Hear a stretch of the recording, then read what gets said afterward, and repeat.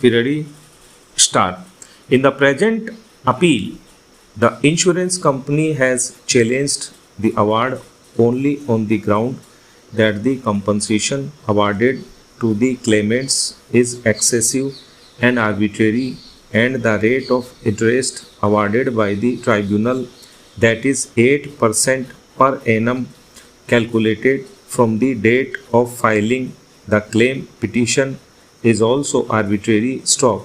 It was argued by the counsel for the appellant that in column 6 of the claim petition, the claimant has stated the income of the deceased to be rupees 15,000 per annum, and therefore the tribunal had acted arbitrarily in determining the compensation on the basis of a notional income of rupees 20,000 per annum. Stop. It was also argued by the counsel for the appellant that the deceased was a bachelor, and therefore while determining the multiplication, 50% should have been deducted as personal expenses from the notional income of the deceased, and the tribunal had erred in deducting only one third as personal expenses of the deceased. Stop. It was argued that in view of the aforesaid, the award of the tribunal is liable to be modified by reducing the compensation payable to the claimant. Stop.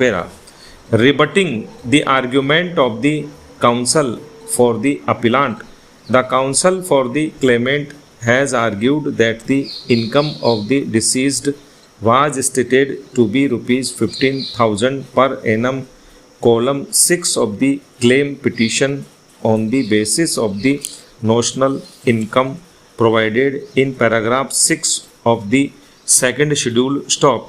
It was argued by the counsel for the claimant that under section 168 of the Act 1988, the tribunal is required to hold an inquiry into the claim and award just compensation, and the compensation payable to the claimants would not be reduced because a lesser amount was claimed as compensation in the claim petition. Stop.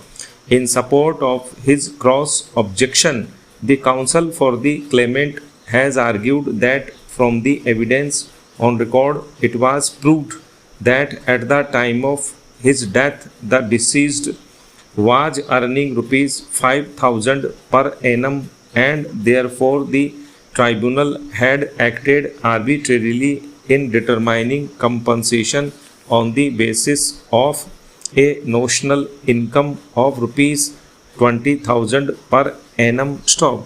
It was also argued by the counsel for the claimant that the multiplier has to be decided considering the age of the deceased and not the age of the parents of the deceased. Stop.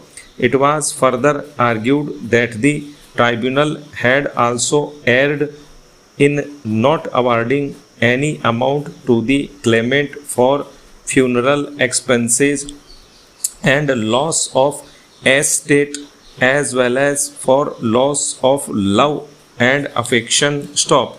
It was further argued by the counsel for the claimant that the claimant was entitled to interest of 12% per annum, and the award of the tribunal awarding merely 8% per annum as interest of liable to be modified. Stop.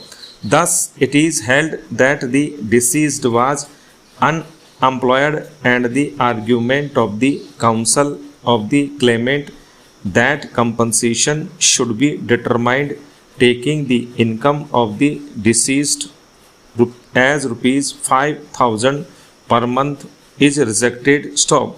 The notional income of the deceased and the consequential compensation payable to the claimant is decided later on in the Judgment stop.